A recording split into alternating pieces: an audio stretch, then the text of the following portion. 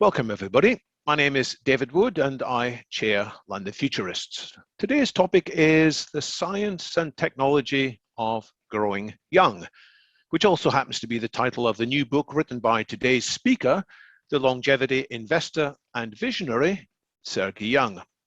It's a book, I can say, with a lot of wisdom in it. Not all of that wisdom is due to the author, as he'll be quick to acknowledge. Some of that wisdom comes from the numerous well-informed researchers, practitioners, and analysts of the field of anti-aging medicine who Sergey interviewed in the course of preparing this book. Some people whose work and ideas feature in the book include Cynthia Kenyon, who has been active in this field since the early 1980s and who is now one of the leading figures in Alphabet Calico, a sister company of Google. Dave Asprey, the renowned biohacker and the founder of Bulletproof Nutrition. Harvard University professors David Sinclair and George Church. Film director and producer Sir Peter Jackson. The chair and CEO of United Therapeutics Corps, Martin Rothblatt. And billionaire technology investor Jim Mellon of the Juvenescence Fund. And there are many other people interviewed as well, who are less well known today, but who may become more famous as their research and products prove their value in wider use in the years to come. So I congratulate Sergey on inspiring all these interviewees to share their latest key ideas about the scientific possibility and moral importance of the breakthroughs that could dramatically extend our lifespans, happening within just a few decades. But Sergey's book also contains a great deal of his own personal stamp and insight too, as you can now experience for yourself as he takes over the virtual microphone from me. So Sergey, welcome to London Futurists. Maybe you can just start by explaining what led you to write this book. Hey David, hi everyone. I'm very excited to be here with you today. Thanks for this opportunity. Well, it's short version of the answer is when I caught longevity virus, as some people joke, I thought the best way to support the place and development of longevity field is by investing and supporting scientists and entrepreneurs who are doing something and developing longevity field. And so I set up this $100 million longevity vision fund. And for the last 3 years, the team of the fund and me, we're looking at 200 longevity technology companies a year. So I thought it's just enormous information flow that we had a privilege and honor to have access to. And there are so many things, so many exciting things happening in our space. So I really wanted to share that with the public. So that's one. Well, the other thing, book is a great door opener, and I had an amazing opportunity to interview and spend time with all of the amazing people that you David just mentioned, and the list is obviously much longer than that. So it was a great learning exercise. I'm not a medical doctor, I'm not a biologist, so one of my 3 degrees is in chemical engineering, which is pretty helpful in our field. So I really wanted to take the knowledge, experience, aspiration, and vision from all this beautiful group and distill it in pretty simple and understandable terms for the public. So that's the idea behind the science and technology of growing young. And just to introduce yourself a bit more to people who don't know you, you've mentioned you have a degree in chemical engineering. You've mentioned you have looked after investments. Can you just fill us in a little bit more of your background? Sure. So I'm, as you can tell from my accent and my name, I'm originally from Russia, and I was born as not in the middle of nowhere, but like in the end of nowhere. My hometown was very small by the shores of Pacific Ocean and Japanese Sea. It was 200 miles to Japan, and it was 300 miles to the regional capital. This is how far I went when I was born. So then, obviously Perestroika came and Gorbachev, all these changes in USSR. I've done 3 degrees, chemical engineering, then banking and finance, and 3rd degree in is business administration in Warwick Business School. And I was working in parallel because my parents lost job in the course of all these tectonic changes in Russia. And since the age of 18, I started to work full time and study full time. That was possible at this period of time. And well, that's pretty much my personal story. Then I was doing investments. I'm 49 today, and I was doing investments for the last 20 years.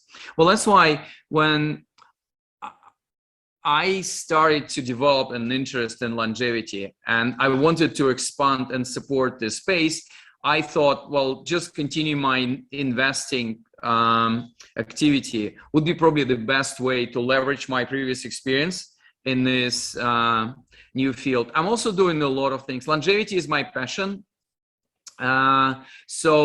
And everything I do in longevity is my contribution to the world. Yeah. So I'm not taking any money from it. In fact, I actually wanted to distribute this book for free, but distributing books for free doesn't really work with the publishing industry paradigm. So I had to sell it. I'm doing a lot of things so this book, I'm founder of Longevity Vision Fund. We invest in 10, 12 longevity related companies every year. So the current portfolio is somewhere around 20 companies. I'm also board member of American Federation of Aging Research. I'm in a working group in UK Parliament on developing national longevity strategy for UK. What else? I'm innovation board member of X Prize Foundation, and this is the foundation which run global competition, pro bono competitions to solve world biggest problems. We just launched the largest one together with Elon Musk called carbon removal to develop technology which will utilize CO2 from the atmosphere. And from that, this technology will make like a minimum viable, useful product.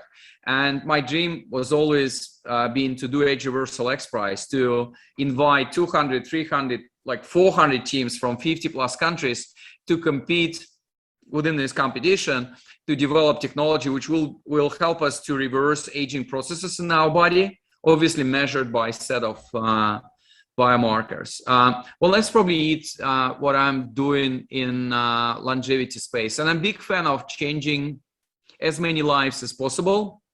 I do believe whatever technology has to offer to us in 10, 20 years from now, there's so many things that we can do today to live at least 200 healthy and happy years. So I'm working a lot with corporations and with governments, again, pro bono, to implement either corporate longevity programs or national longevity programs in the scale of particular enterprise or factory or corporation, or in a scale of the particular country. How do you decide which of these companies to invest in, given that maybe you get 200 companies a year approaching you or in your radar? How do you decide which of the 10 or 12 actually are the ones that should be invested in? Yeah. Maybe this is a secret, but maybe you can share some no, of it's that. not a secret. Like, I mean, and probably our audience have this feeling already by attending events with other people. Like when I entered longevity space, I got this feeling, and it's still here, and it's the same. This is the most uncompetitive supporting field I've ever worked with. Like, and even if I lose on all of my 20 investments, if someone will find a way to extend our health span and lifespan and bring more productive and healthy years to our life, I will win anyway. So that's the overall paradigm. So nothing is really confidential here. So remember, we're working on affordable and accessible version of longevity. I'm not really interested in develop something which would cost $1 million or £1 million and will be available only to a handful of people on Earth. I do believe that technology and science today give us an opportunity to completely transform healthcare. So the first criteria is affordability and accessibility aspect. And I'm very happy to report to our audience today, like in more than 50% of cases, when we invest in a company, this company brings a radical optimization to solving, particular health problem, which is currently under question, and the effect of this optimization is decreased by 10, 20, not percent times. Whether we're investing in affordable and accessible ultrasound devices or DIY diagnostic tool to do diagnostic of colon cancer, or liver regeneration technology, which would cost 50 times less than the current cost of surgery or liver transplantation. So this is the type of magnitude and of the effect that we're trying to invest. So criteria number one, it should be affordable and accessible, or have a clear path for this technology or this intervention to be affordable and accessible to everyone, or almost to everyone. So that's one thing. Second thing, we obviously were looking at intellectual property strategy of any particular company, and by doing this, we're trying to solve one problem. The problem is aging today is not considered as a formal disease. It's neither formal disease nor important risk factor. So there's no economic model, there's no regulatory model that would support you investing millions of pounds or dollars or billions of pounds of dollars into fighting aging or age-related disease, because you couldn't really build your IP protection, your intellectual property on that, and you will never be able to pay back your investment. So criteria number two is we investing in the companies who are viable and sustainable in the current regulatory environment. And if aging will be recognized as disease, there's going to be like a source of additional upside. So for us, longevity is an important side effect, like number one side effect of the companies that we're investing in.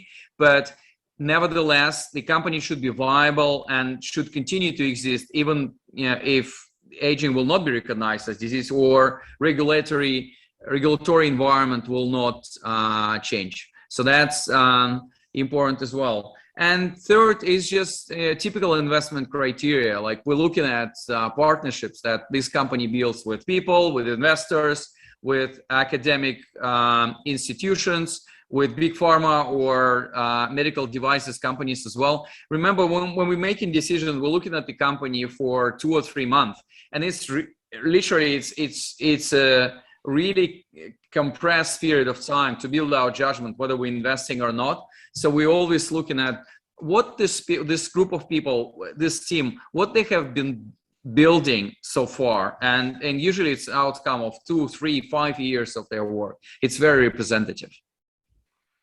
Can you share something about some of the companies you have invested in, some of the things they're doing that maybe might surprise or particularly interest the audience? Yeah. So let me start with I'll probably cover 3 that I already mentioned. So one is we invested in a company called Eco Imaging. I think it was our first investment, which building very affordable version of ultrasound device. It's actually in the size of our smartphone, and what it does, you can scan, or nurse or doctor can scan, do ultrasound diagnostic. Everything goes to cloud, and then artificial intelligence pre-analyze all of that. So you don't need to run this device. You actually don't need to spend at least 2 years in a medical school to learn how to use it. I mean, obviously, in the end of the day, you're going to have your discussion with a medical professional, but it's basically democratized access to ultrasound diagnostic.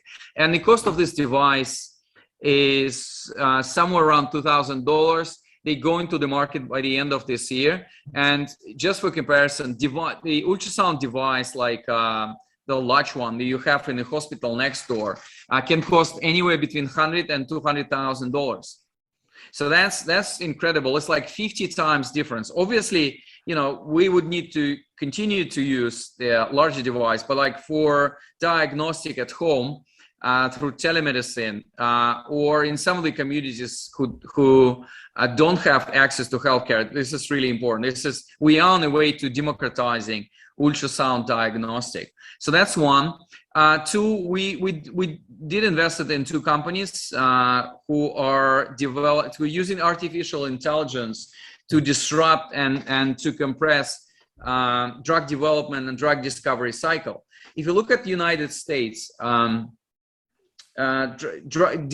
average development cycle for the drug is somewhere around 12 years, and the cost of it is 2.6 billion, because the ratio of failures is enormous. Usually what I've heard, like out of 5,000 candidates and ideas for the drug, only one make it to the pharmacy in 12 years time. So what this company is using, and the name of this company, one of these, it's called In Silico Medicine. They're based in Hong Kong and set up by Alex Zhavoronkov, whom I'm pretty sure a lot of you knows. And then the other one is Valo Health, and it's been established in Boston by David Berry, one of the most prominent biotechnology investors and venture capitalists.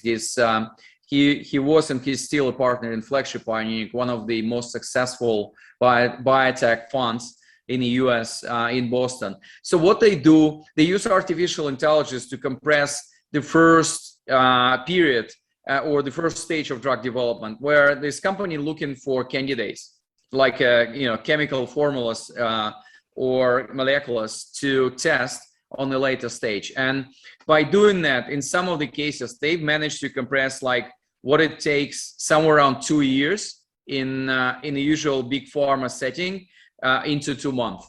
I mean, obviously it's not always the case, but I do know that because of these companies and because of the people that I'm familiar with in the big pharma world, artificial intelligence is on the way to make a huge disruption and decrease the cost of drug development and cost of drugs as well in the next 5 to 10 years. So that's like a second piece. And the third one, and this is my favorite one, I'm always fascinating to tell this story. This is the company which, and the first investor in this company was actually Jim Mellon and Juvenescence. We joined later on as investors. The company called like Genesis, and what they do, they based in Pittsburgh in the US. What they do, they take part of the donor liver.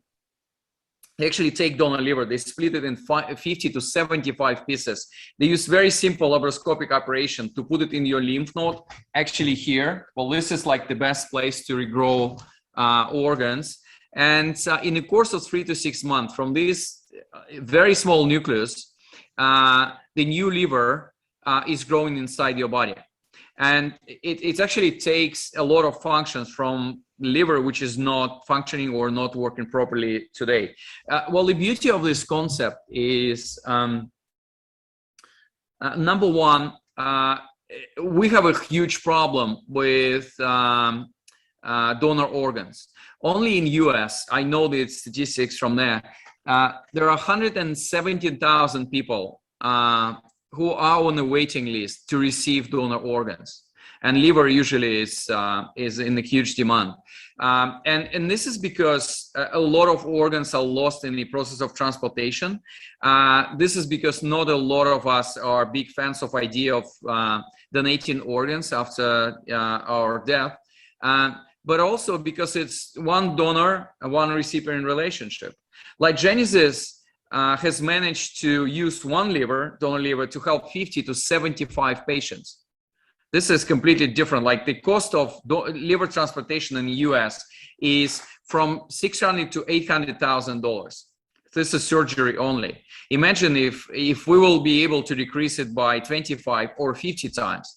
That's going to be amazing. So like Genesis done it in mice, primates, dogs, pigs, and they just got FDA approval earlier this year to start human trials. So they're starting human trials in November this year. So this is not sci-fi. And this is beautiful that we can actually see the development of this technology, and we can help a lot of people in need. So these are the 3 examples of the companies that we invested in. Your book talks about people might live to 150 or beyond. Now, the companies you've mentioned all sound like they've got very interesting technology, but do you think that these technologies, these solutions will be sufficient to allow people to live to 150? Yeah, like before we go into this exact question, a few things. One is, I do believe that in 20 years from now, the biggest obstacles for us to enjoy the benefits of this longevity technology and life extension is not going to be science, not going to be technology. It's going to be ethics and regulation. Because like, I've just done a TEDx talk called Morality of Immortality, and this is actually the name of the final chapter in the book called Morality of Immortality.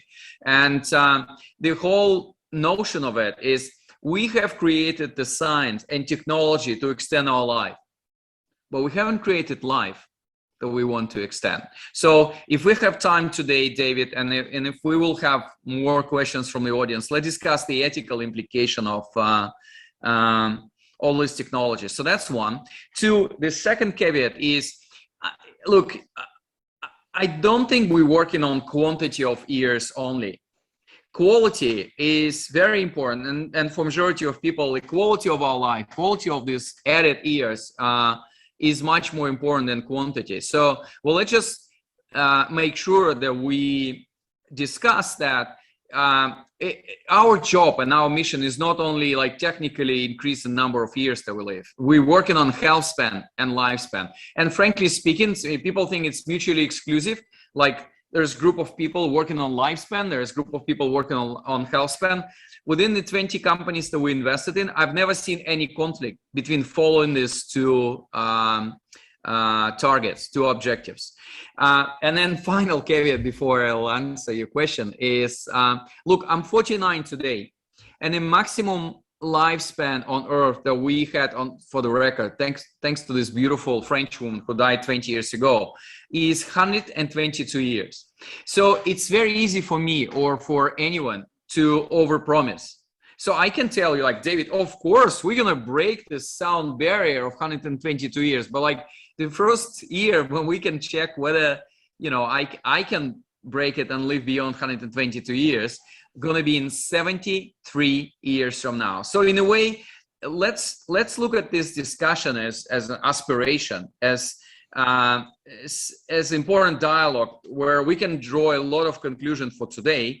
But then coming back to your questions, what we've been doing so far, and this is why the average lifespan on Earth has been increasing almost twofold in the last 100 years, and the maximum lifespan always stayed the same, somewhere around 120 years.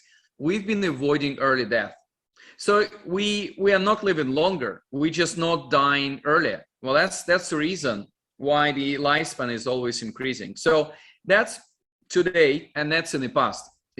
All of these technologies that I mentioned 3 minutes ago are technologies from the near horizon of longevity, and this is how I call it in the book. And I do believe they will help us to break the sound barrier of maximum lifespan of 122 years.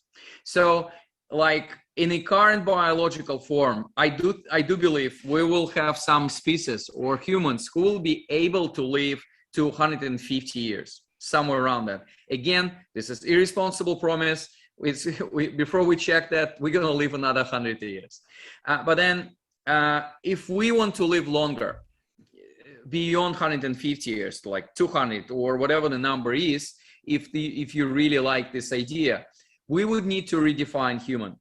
We would need to work with our DNA. We would need to change the perspective from biological view of human body to engineering view of human body, and combine and complement man and machine.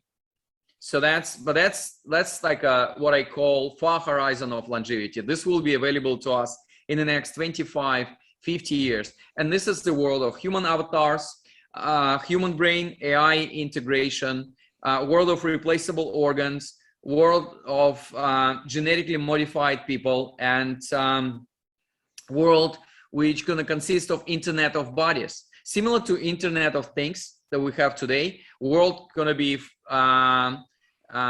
we will all be interconnected. We're going to be full of sensors. I'm full of sensors today. So I have Whoop, Apple Watch, Oura Ring to measure my sleep.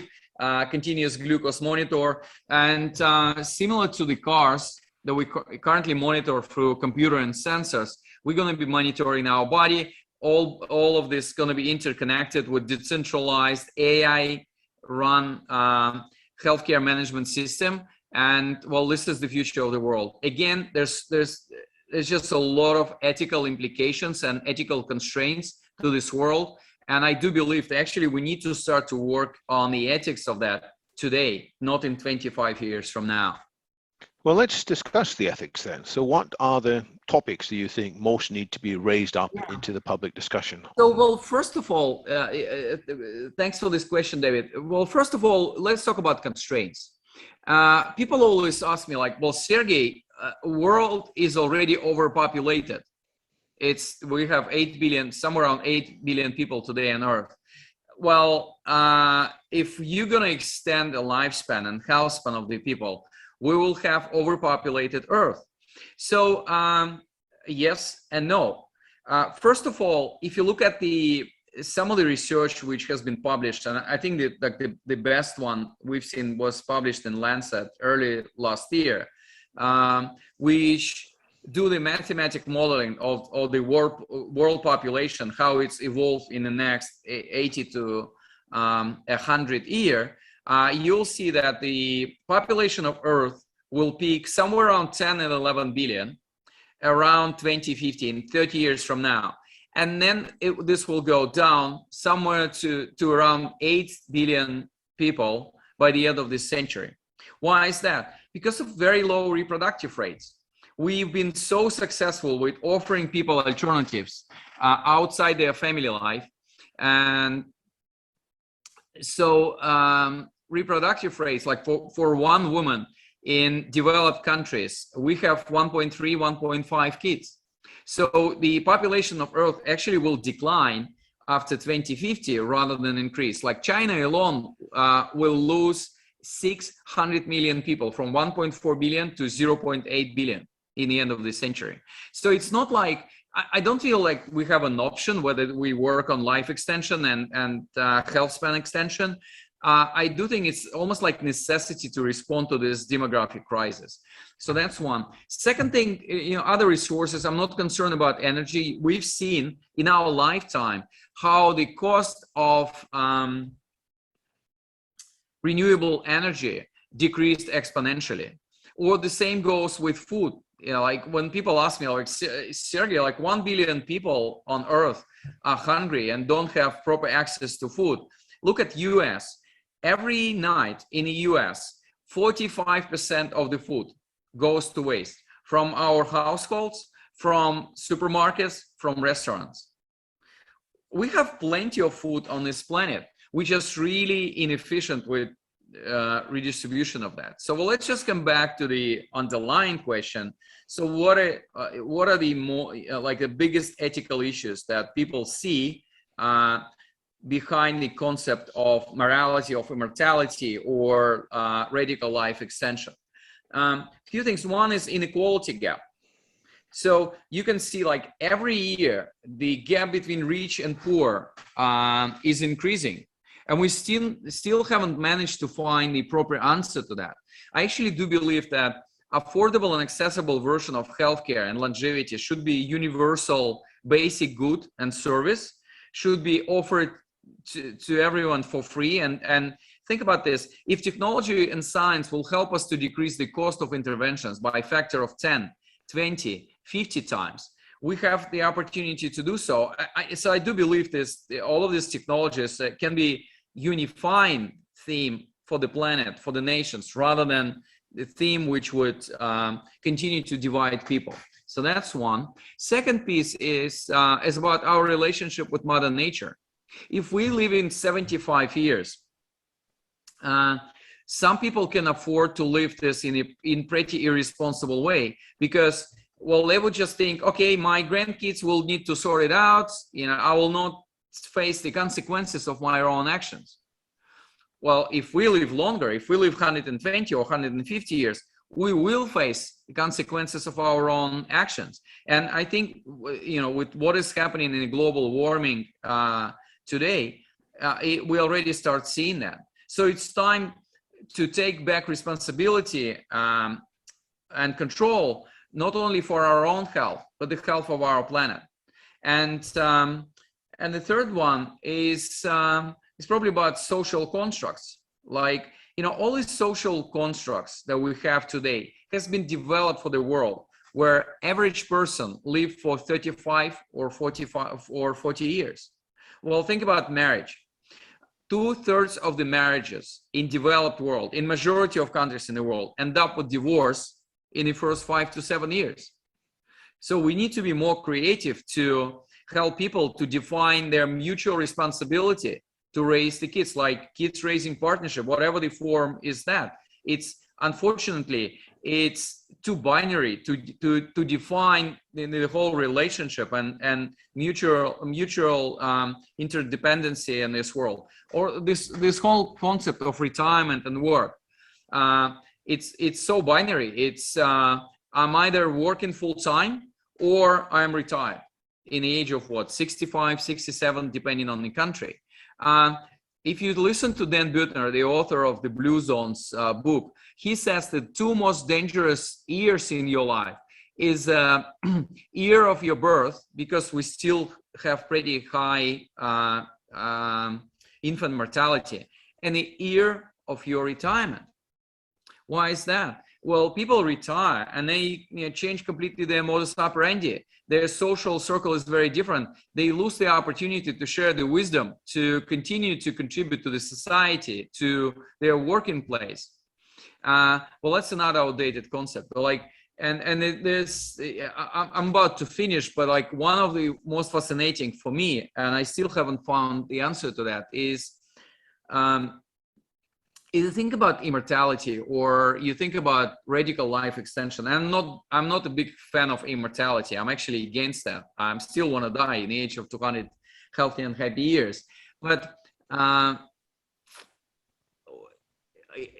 knowing what I know about the science and technology of this space today, it's not going to be like one day you need to decide whether you're going to be immortal or not.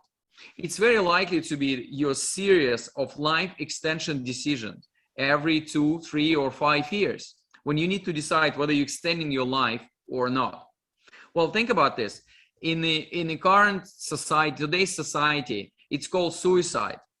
It's called playing God. To make decision whether you want to live or die, this is how it's called. And even if this is socially acceptable, will I have a bravery, like personally, to push the button and make this decision? I don't know. There's so many things that, and I do believe we need to start working and discussing now, today, not in 25 years. In a moment, I'll start feeding in questions from the audience. So just a word to the audience in Zoom. There is a Q&A window, which you can find somewhere down below. You can type in your questions there. And also, if you see another question there that you think, oh, that's good, I'd like to hear the answer to that, then put your mouse over the thumbs up and add to the score. We'll probably get around all the questions, but if not, it'll be the ones with the highest thumbs up that we'll take. Let's just stick, Sergey, on this ethical issue a little bit longer. The last time we discussed something similar in one of the London Futurists events, afterwards, somebody said to me, you guys never think about the long-lived dictator problem. You know, the people like Kim Jong-un of North Korea, or people in other totalitarian countries. If they live much longer and much healthier, it'll be terrible. And the first people to take advantage of this, there'll be these politicians. There'll also be the very rich moguls, the press barons, and so forth. Is that a reason to be careful with this technology? Yeah, well, obviously, this is actually morality issue number 5 that I cover in the book as well. And again, I'm just one person working in longevity field. I couldn't really offer all the solutions to that, but my thoughts are, and I did discuss it actually, exactly this question with so many great minds which I interviewed for the book. So the consensus in longevity community, and specifically if you speak to like professors and academics working on that if you think about dictators, it's for in majority of cases, they don't die because of the natural reasons. They die because of the war, or because their nations are going against them. And well, this is the case with Mussolini, Hitler, and so many examples that we can draw from the recent history. So do I believe in this answer, addressing 100% of this concern? Probably not, but it's a viable idea to think about this. But then there's the other topic that you just touched in this question, David, which is affordability aspect. And I do believe it was a relevant concern 30, 50 years ago. But right now, the pace of technological innovation and democratization of like almost any invention is so enormous, so fast that I don't have this particular concern. Well, think about our smartphones. 25 years ago, mobile phone, it was not even smartphone, cost $10,000 plus. It was like really heavy box, and it was not really affordable at all for majority of us. Right now, I mean, if you're Hong Kong, you take 14 minutes speed train to Shenzhen, going to the electronic market, and for $9 you can buy a working new version of the smartphone. This is how fast it goes. So I'm not, and given the scientific and technological intensity of what is happening in longevity and digital healthcare space, I'm not particularly concerned about this whole division about access to rich and to poor. And again, we are in the business of bringing affordability and accessibility to this place. You made a point of saying that one of your criteria for investments is that this therapies or treatments should be affordable and accessible. But maybe not everybody will take that view. Some companies, some VCs, venture capitalists may say they're in this to make big profits, and the big profits will come from selling exclusive treatments to rich people. What's your reason for thinking that people who take your point of view, the democratization of these solutions, will win out in the marketplace against those who are just building a profit by making very expensive therapies for those with deep pockets? Yeah, like a few things is I've never seen any examples where in my life where something super expensive hasn't decreased in the cost. Even like when I was born 1971, 10 years after Yuri Gagarin went to space. And at this time, it was like basically impossible for me to go into space. Right now, we have a private space tourism, right? It's still extremely expensive, but with work of Elon Musk, Jeff Bezos, a lot of interesting guys in this space. It's really just a matter of time where traveling to space going to be affordable and available to all of us. And similar things happening everywhere. Like, and if you think about like a drugs or interventions, there's very simple regulatory context behind that. Like, if you develop the drug, you take you can protect your IP on that for like 12 years. And in the end of this 12 years, it's becoming generic. So everyone, including factories in India and China, can produce this drug at a fraction of initial price. And this is what is happening. So that's one. Two, like, well, let's talk about in the book.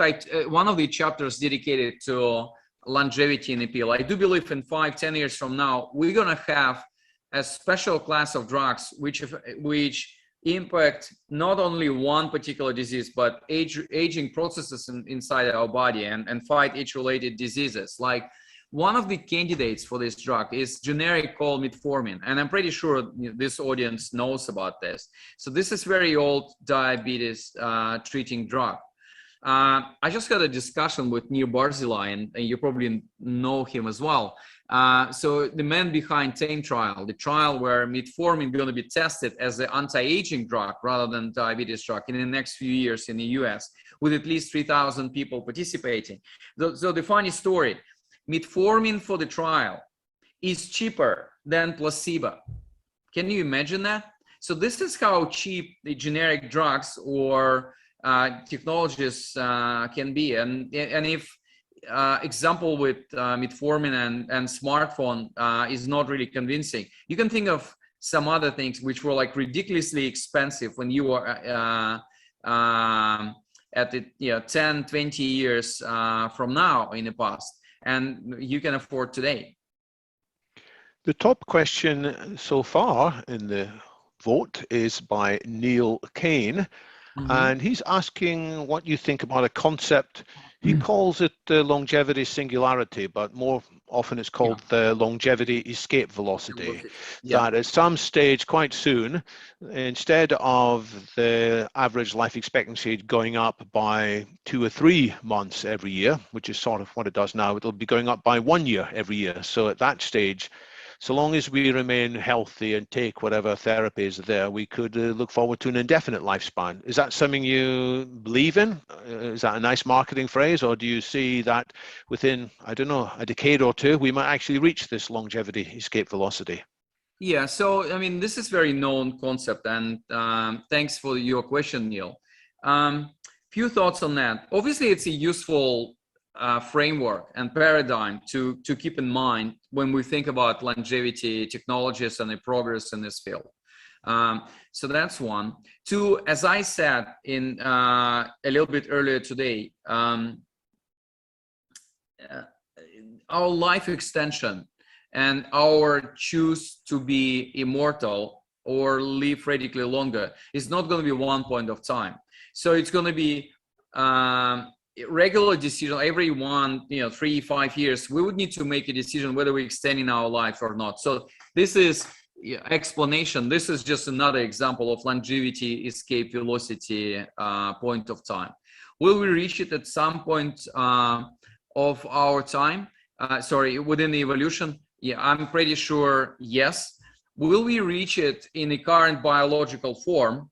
I'm not sure, because I do believe if we're gonna live somewhere beyond 150 years, we would need to redefine humans.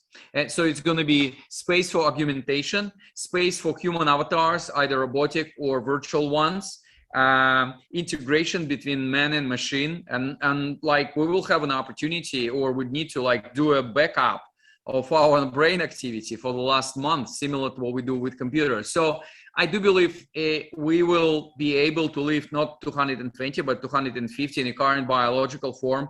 Beyond that, it's very likely to be complete redefinition of human as a species, both in terms of gene editing and any other technologies and scientific discoveries that we are developing today, and in terms of integration between computer world and biological world as well.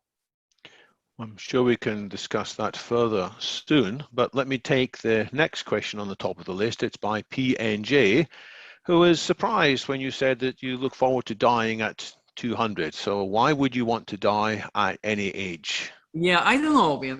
This is very, like some of the answers in your life comes from intuition. And it might be the reason I want to die at 200, but I still want to die. I do believe that if you take out the death from the human cycle, we're not going to be humans. And there's so many things in our life are driven by fear of that. Even like my work, in a way, is just another sign or reflection of that. I'm fearful of that. So I'm just not sure how my mentality, which is mentality of insecure overachiever, guy who moved from the end of nowhere to London, Boston, and New York, and has have an opportunity and been blessed with opportunity to work on the solving world global problems, how I can operate. It's probably the downside of my psychology, or there's something more behind it. It actually comes from my intuition rather than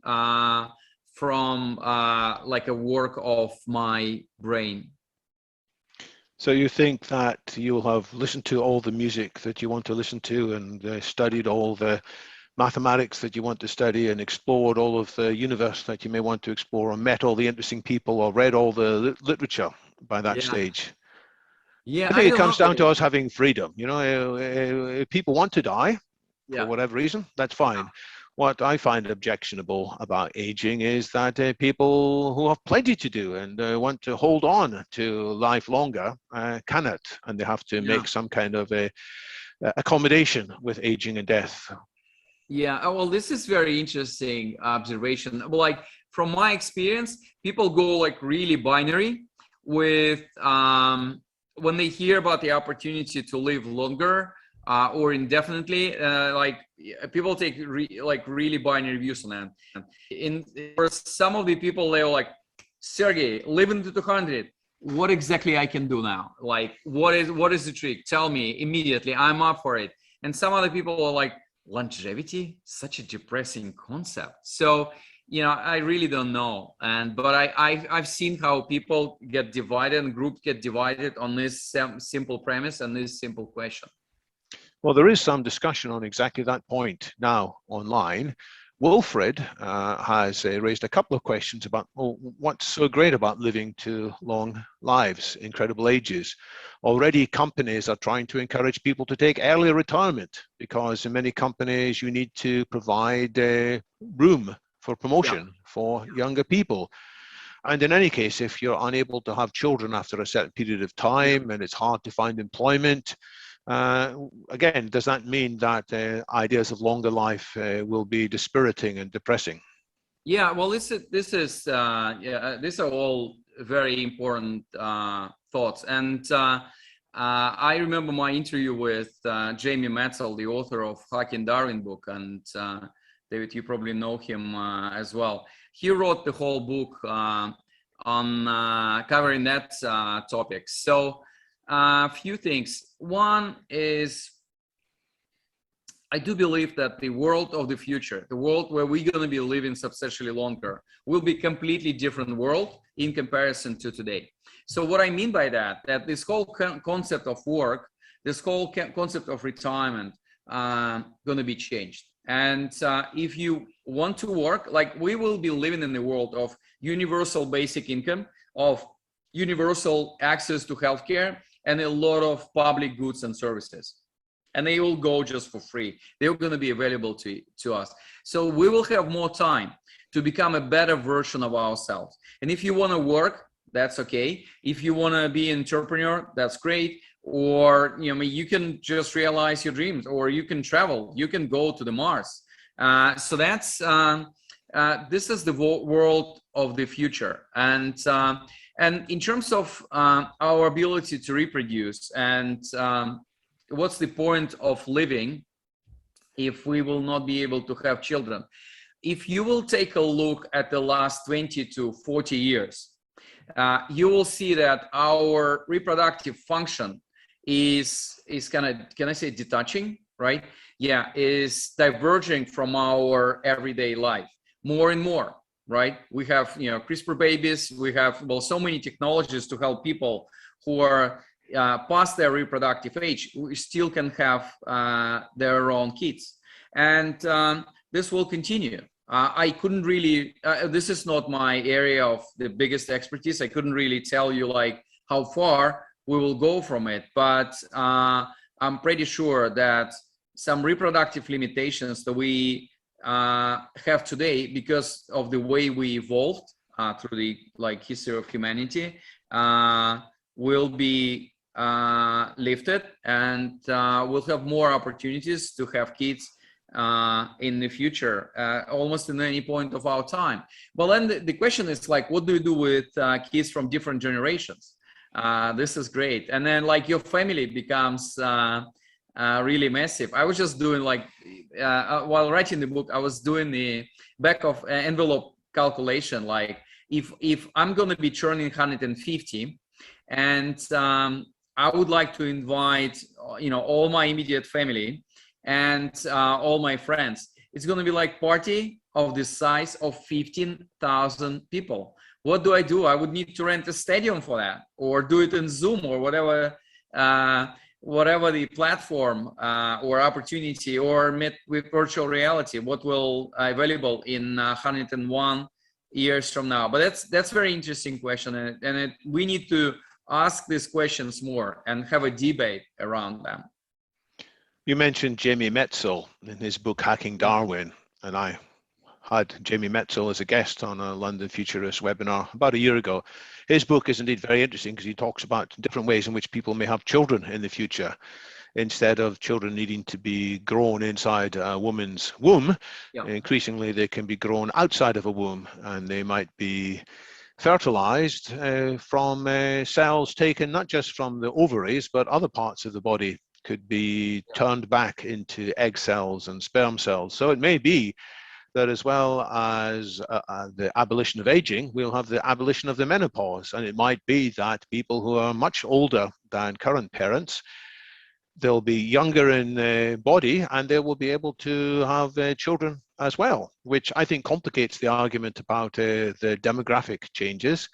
But as you said, and I really like this point, Sergey, we need a more creative approach to social structures. And already we have much more fluid, much more complicated families than used to be the case. And we got used to it. You know, it's no longer so shocking to think about a child having effectively 4 parents, you know, that and beyond in terms of step parents and partners. So we do need to think about it. We do need to have it on discussion, but thankfully people are discussing it. And just before we move on to another topic, let me ask you to comment on what David Chalmers has suggested on this point. David Chalmers says, won't it be the case that when we have these therapies to make us younger and healthier, they will also boost our mental capabilities and keep us sharp? So we won't need to worry about being displaced as we are older by younger and fitter people. We will have a rejuvenation of spirit as well as the rejuvenation of body. Is that part of your vision, or do you think there's a risk that it won't happen? Yeah, I think so. And again, we're living in a world where money is the ultimate objective for so many people, or we're living in a world of scarcity. And the world I envision us to live in when we will have access to radical life extension technologies is a world of abundance. The world where I don't need to compete with anyone for my working place, and I'll have multiple opportunities to realize myself. And don't think about money, but think about my contribution to the world, or solar system, or universe, whatever is that. I know it sounds altruistic, but like, I think each of us has our own answer to that. But it's just very important to listen to each other and try to influence today's regulatory and social and ethical agenda. Let's take a question from Rich O'Regan, who asks, what are the top 3 technologies we can access right now to slow our aging, and how effective are they? Yeah, so good question. I have like a special bonus chapter right in the end of the book. It's called Who Wants to Live Forever, quoting Freddie Mercury. But it is about 10 longevity choices of what you can do today to live longer. And my answer is twofold. So one is, if you're still working in paradigm of avoiding early death, and this is all the opportunities that we have today. Obviously, going through your annual screening, medical screening, is like the most important thing that you can do. Early diagnostic of cancer, heart disease, diabetes, and neurodegenerative diseases, and these are like 4 killer diseases responsible for 90% of death after age of 50, is extremely important. Like, well, that's why we invest in early diagnostic of cancer. Like for colon cancer, if you catch it really early, your chances to recover can be up to 90 or even 100%. If this is stage 4, your recovery chances is 20 to 30%. So when I have 30 seconds on longevity, I push people to do their annual checkups. And I'm not a medical doctor, but you couldn't really imagine the number of people who called me back and said, Sergey, you saved my life. I had early stage cancer, and because I caught it at early stage, I've managed to recover, and the quality of my life is is sustained. So that's pretty important as well. And we're gonna see more diagnostic tools available to us directly, like all these direct-to-consumer tools. And like in US, if you're concerned about colon cancer, you don't need to do colonoscopy. Combination of full body MRI, obviously it should be like high power, high resolution MRI, and Cologuard, like a fecal test, or free genome test that we invested in, which is going to be using liquid biopsy, our blood, to identify risk of colon cancer. They are as precise as colonoscopy, and they're less invasive, and they cheaper as well. So the one thing which I advise people to do is like your regular health screening should be as comprehensive as possible, with focus on these 4 kinds of diseases, right? Cancer, heart disease, diabetes, and neurodegenerative diseases. We actually don't know what we don't know about neurodegenerative diseases. We're just facing this barrier to our longevity, somewhere around 80 to 90 years. Before that, we were fighting with cancer barrier around 55, 65 years, and heart disease barrier. But things will develop itself very quickly. So that's one thing. Second thing is I always talk about power of wearables. Like, think about your car. Your car is just full of different sensors to monitor its performance and detect a problem at a really early stage. And if you compare value of my life with the value of my car, it's just really incomparable, right? So we need to have this habit and the interest to use wearables, to use sensors. And again, just to repeat, my Oura Ring is here, measure my sleep, right? I'm experimenting with 2 variables. I'm using continuous glucose monitor. I'm in New York on Monday, so I'm gonna wear the Zeo patch, this patch which takes electrocardiogram and the work of my heart for 7 days in a row. So that's extremely important. And if we've done it with our cars, we have to do it with our bodies. They're much more important for us. And where I want to finish with answer to that question, you would be amazed what is the power of simple lifestyle changes and the influence of them on your aging process. I don't know if you've seen this research, David. I think it was published last month. Group of 50 plus years old people, 8 weeks of lifestyle changes in 3 areas: diet, sleep, and physical activity, minus 3 years on biological clocks. Imagine that we all, like in 8 weeks time, we all can be 3 years younger. This is amazing. This is age reversal. And obviously it's important to stay on longevity bridge to be healthy and happy in the next 5, 10, 15 years, so we can enjoy the benefits of all these technologies which are coming up or will be available to us within the near horizon of longevity. I hope I did answer your question. And I will also say that I know you have got some other very interesting and very practical information in that final chapter of your book, so it is worth looking at. But in terms of having an annual checkup, isn't that expensive? Well, David, it's very difficult to give generic advice, because every country on earth has its own understanding of what is the basic offering in terms of healthcare service. So it depends what I'm pretty sure in majority of countries, I'm not aware of how it's done in UK. You can have a certain version of your annual checkup almost for free, or the part of your insurance, right? Or the part of your like an ordinary basic healthcare offering. And this is where you start. So that's one. Two is, one would argue, like in US, the basic checkup can be anywhere between $2.5 and $5,000. It's a lot of money. But like if you compare this to the cost to your future healthcare costs to treat these diseases on a later stage, this is like the best investment you can make in life. So I've seen somewhere that the cost of proactive and preventive treatment is 10 to 20 times less than cost of emergency response in emergency room to the same disease. Well, this is the economics. And again, like, think about wearables, Apple Watch or Fitbit or Whoop or Garmin, it doesn't matter. In 2-3 years time, they will become our personalized healthcare devices. They will measure, glucose, our blood pressure. They already measure the work of our heart. They have a fall detector. There's so many things which will be measured by our wearables. So the cost of detection, the cost of early diagnostic will really goes down. You just need to be technologically curious and experiment with wearables and understand their role in your life as a today or future personalized healthcare device.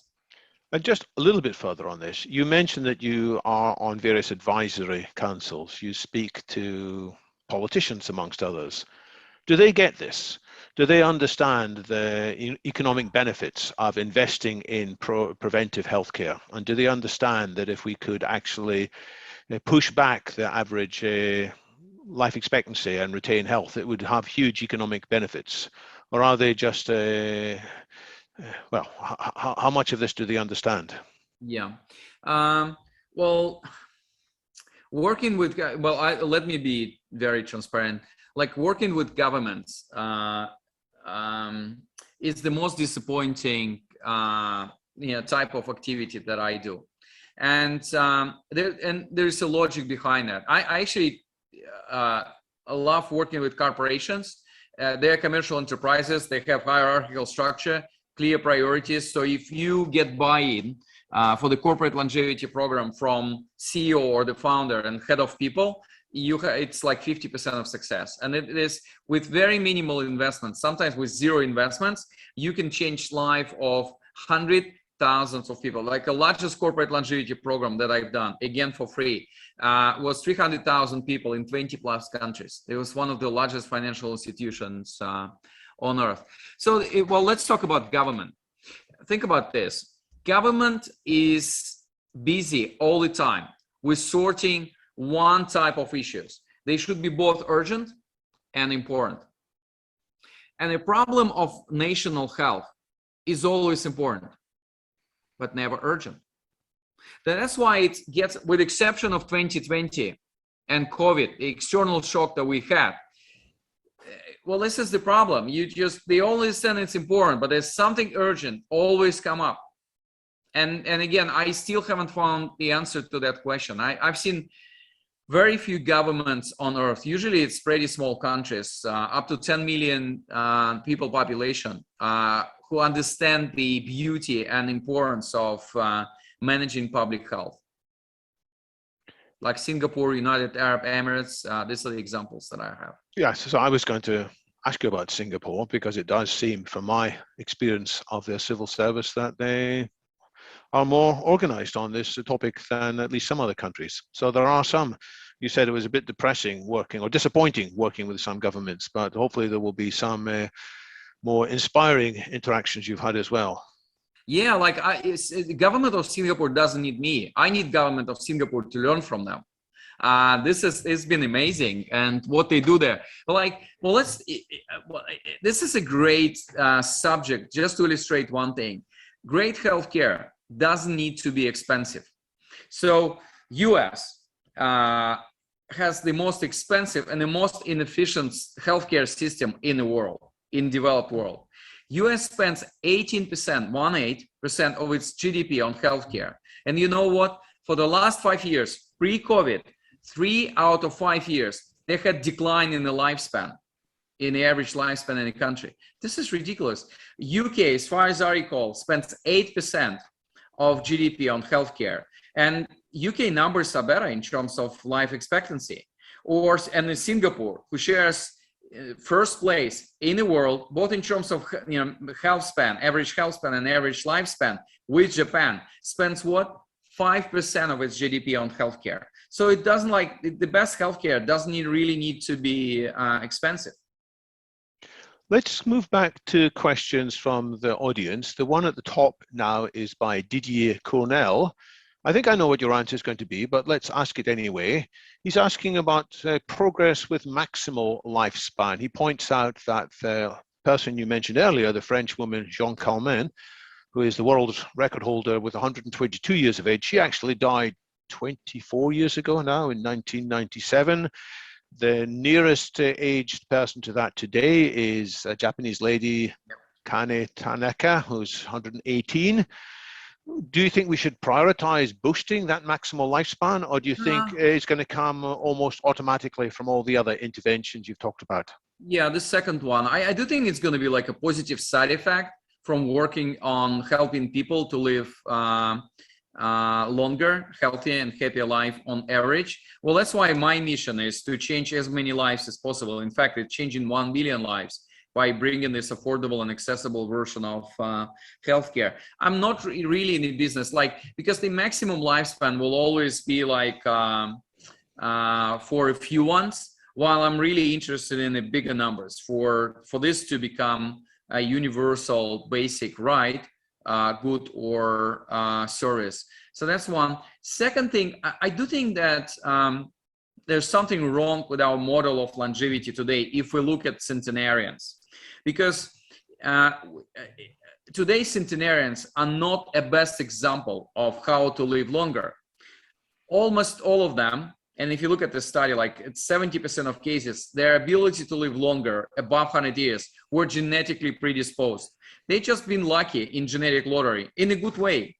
And we already know all 3,000 genes in our DNA, which are responsible for longer living.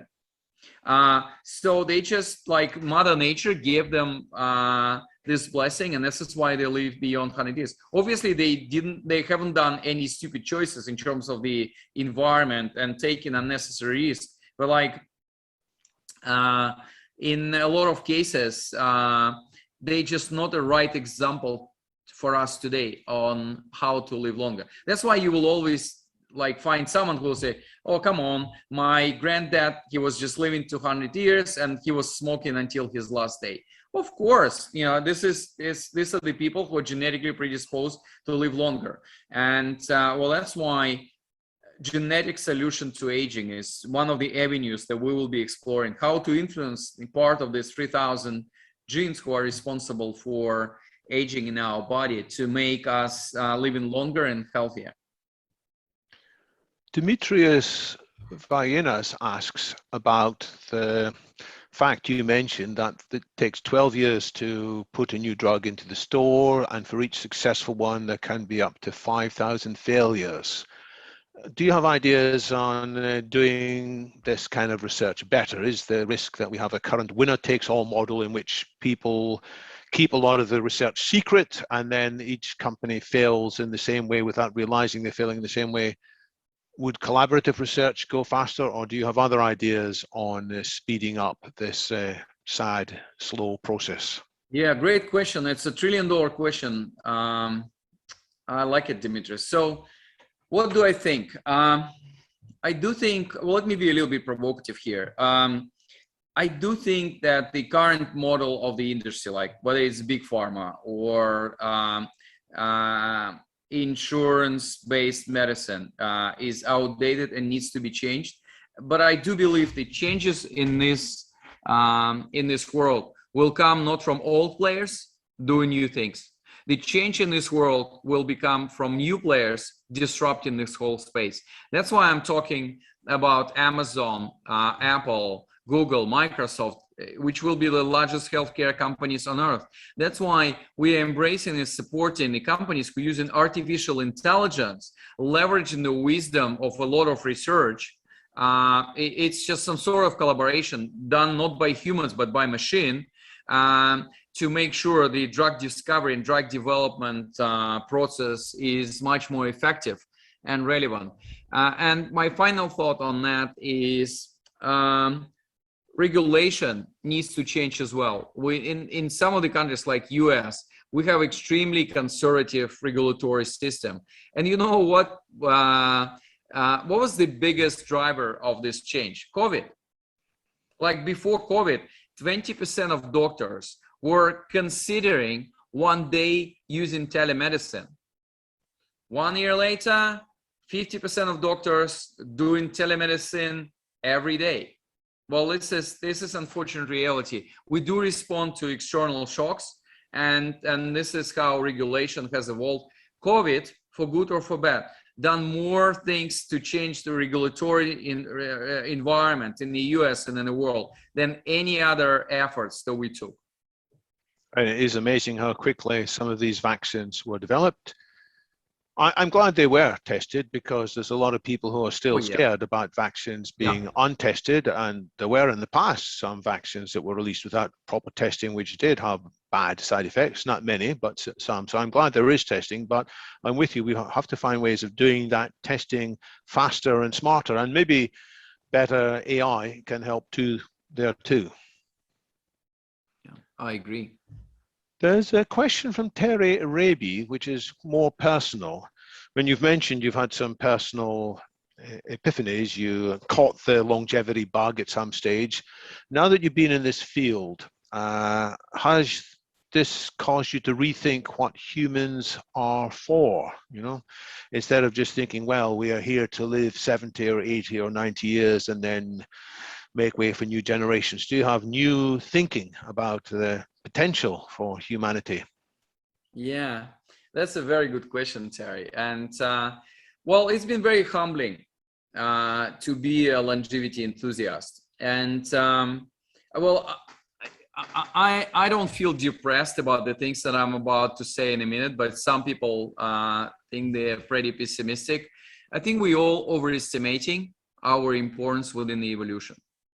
That's why I'm saying it was very humbling. Like, my life or my death, it doesn't really even matter. So when people ask me, like, do you really want to live 200 years? And I'm like, if I can, that would be great. But if I will die in the age of 85, but I will manage to support a lot of breakthroughs in healthcare, enforce and support the changes, positive changes in our societies, I'll be like the happiest man on earth one day before my death. So in a way, I think we just, we have this culture of like being so egocentric in a very neutral way, right? Not judgmental way. We tend to think like we are like the center of universe. We're so important.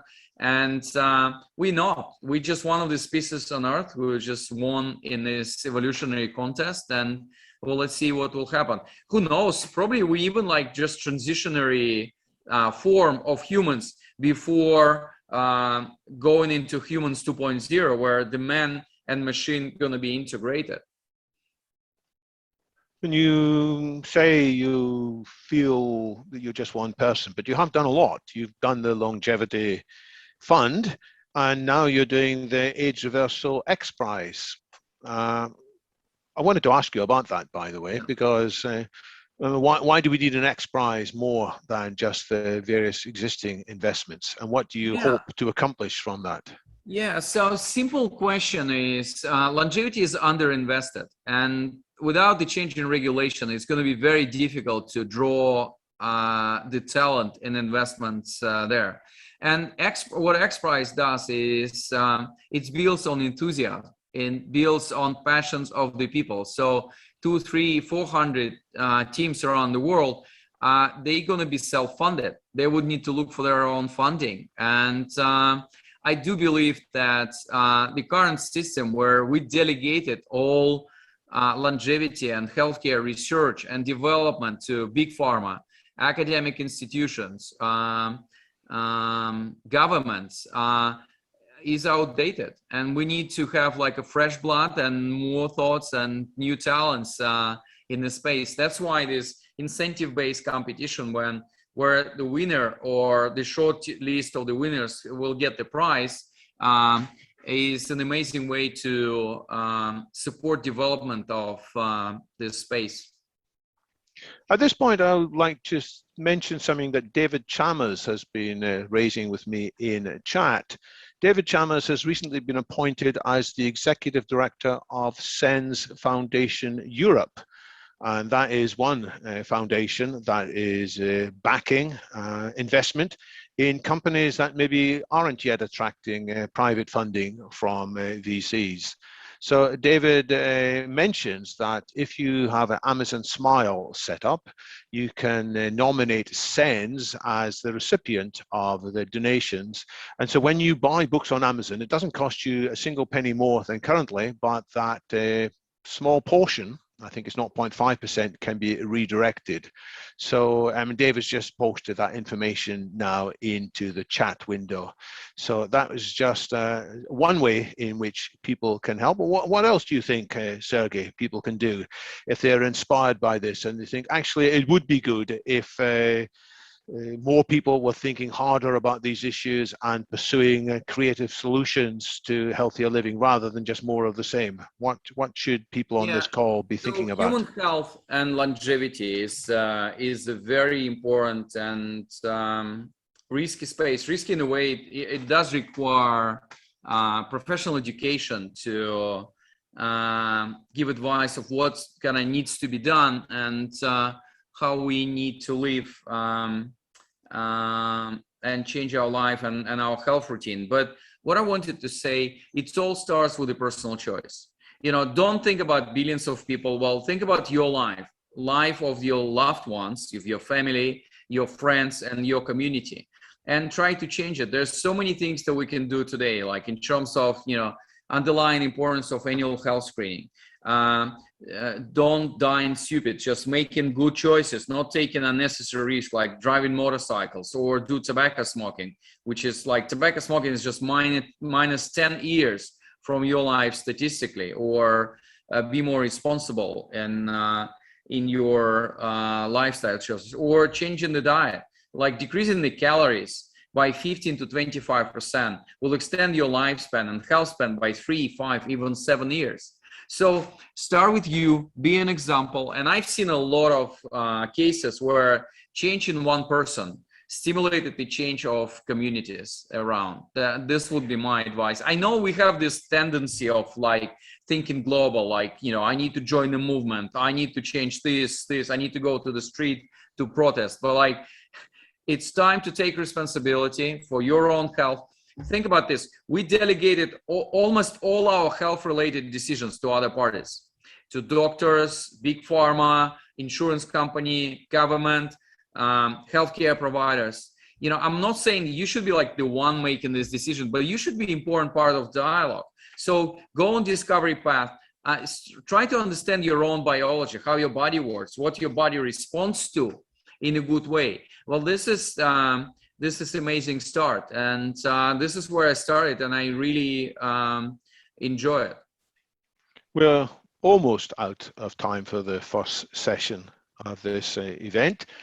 I'll take maybe one or two more questions, and then after a short break, people who are still here will be welcome to move into a more informal chatting session. And if people want to continue even beyond that, Brian from Canada has put some notes in the chat about a after talk pub. You go to meet.c and there's a code in the chat which people can use to get to there. I would like to pose a question from Yates Buckley. He is wondering about the risks that if we engineer humans by various methods to try and help us be healthier and longer lived, is there a risk that we might end up with the equivalent of a kind of monoculture, something that seems healthy and efficient, but then can be laid waste by some new infection? Are you thinking about resilience as well as just efficiency to use I'm these not engineering big fan terms? of efficiency. I'm a big fan of supporting differences and diversity in people. And this is an important question.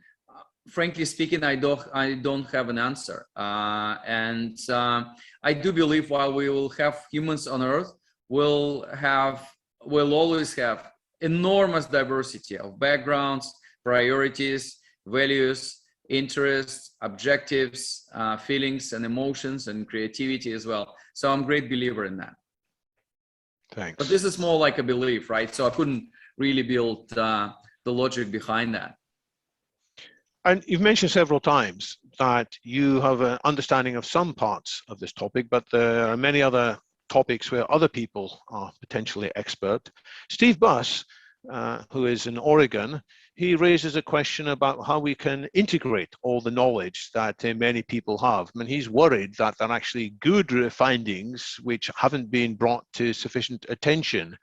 He says if the detailed findings of the longevity science literature could be properly integrated and understood, this is likely to achieve longevity escape velocity faster. So, I mean, is this something else that AI might help us with? Or do Yeah, we need different approaches to sharing ideas? thanks for the question, Steve. And that's a great question. So I think we humans already had a chance to do that. And we're doing this somehow, not necessarily in the best way. But I do believe the fact that we bring in more data-based approach, more technological approach, and it is the big data. Like, the companies who are like working on the early cancer diagnostic, they analyzed 100,000 data sets, is an opportunity to involve computers there. And like some of the works that I've seen in AI, in artificial intelligence space, it's enormous. AI has this enormous ability to find interconnection and relevance between such a distant pieces of knowledge or data, which human mind will never be able to do. Like, it's similar. I don't know if you've seen this, if you have this experience in Navigator, when you just put on your Google map, like where you navigate. Sometimes, and specifically in traffic situation, it's actually asks you to go against, like almost the other way from your target destination, and it's going to be the easier, fastest way to find, for you to arrive to your final destination. So this is the counterintuitive things which we humans couldn't do, but machines will help. But that's a hope. Well, there are still a few questions left. Sergey, I'll give you a chance in a few minutes to make some final remarks on anything that you think deserves more attention. What I'm going to do is briefly run through a few issues about what's coming next with London Futurists. So let me share the right part of my screen here. So today we have been in this session with Sergey Young, and we've learned a lot.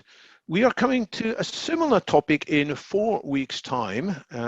It's another approach to anti-aging research. This is by Dr. Harold Katcher, and whereas Sergey, along with many others in the field, are embracing a diversity of approaches, there are a few researchers, including Dr. Katcher, who believes that there's a single point which will make the biggest difference in reversing aging. So there's a new book coming out by Dr. Katcher, and it talks about some very interesting experiments that he has performed recently. It's not quite young blood transfusion. It's something similar to that, and it does seem that with the right plasma infusion into the blood of mammals, it can reduce their effective age as measured by biomarkers. So he has some very interesting and quite challenging things to say. So that is in 4 weeks' time. And by the way, that's starting 1 hour later than our normal events due to a scheduling issue. In just 1 week's time, we are looking at something that Sergey briefly touched on, which is in the future, humans and the machines might somehow merge, or humans might become more machine-like. And if it's just replacing some of our organs like the liver or even the heart, there's no big philosophical questions. But if we start talking about moving our mind from one brain substrate into another, or if we're talking about re-engineering parts of the brain, are there concerns about consciousness? Might we end up able to pass a Turing test, but not actually have any consciousness left inside there? So Professor Susan Snyder, who is the founding director for the Center of Future Mind, will be our guest in 1 week's time at the usual 4 p.m. UK starting time. And she'll actually be sharing some ideas from a forthcoming book that's still at an early stage of preparation. So it's not a finished book, in which she's going to talk about possible emergence of a global brain and lots of other angles about the future of mind. There are other things about AI which I'd briefly like to mention. This is a project which you will find on the London Futurist website. The Vital Syllabus is trying to do what has been suggested in some of the questions, which is to bring information together in a clear and accessible way.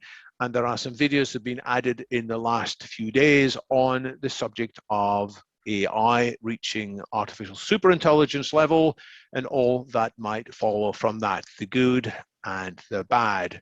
So there's one video on the singularitarian stance. There's one on the dark side of people who believe in the singularity. That's the singularity shadow. There's another video on the denial of the singularity. What is it that motivates otherwise intelligent, thoughtful, knowledgeable people to deny that there is anything to worry about, the singularity, or that it's even possible?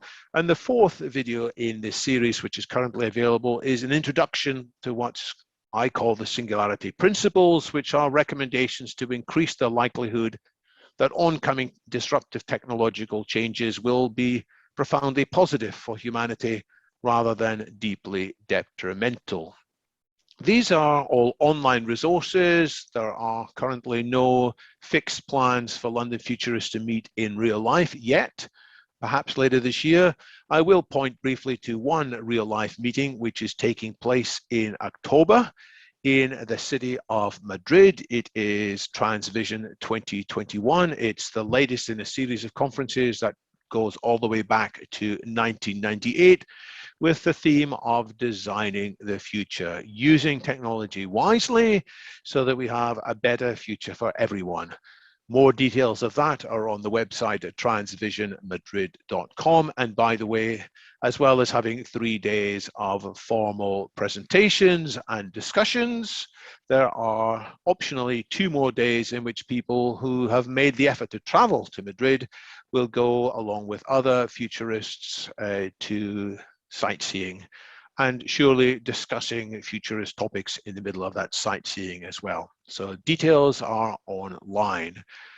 That brings me to what's going to happen in the very short future. We've had a talk now, we've had 90 minutes roughly, in which there's been a discussion between myself and the speaker, Sergey Young. We've had the questions and answers. We're going to take a roughly 10-minute break. And I know that some people will have to leave because we've all got other things to do, but some of us can stay if you want to take part in a sort of debrief of what you've just heard. And I will invite everybody who stays to change from being an audience member to being a full panelist, which means your microphones will be opened and you can, if you wish, come on camera. I will look for comments of maybe 1 minute or 2 minutes. What you particularly liked about this event, something you heard maybe is going to change your life in some way, what you would like to add into the discussion, things that you believe need to be said next, or possibly suggested follow-ups for things to do next as a project or as another formal event.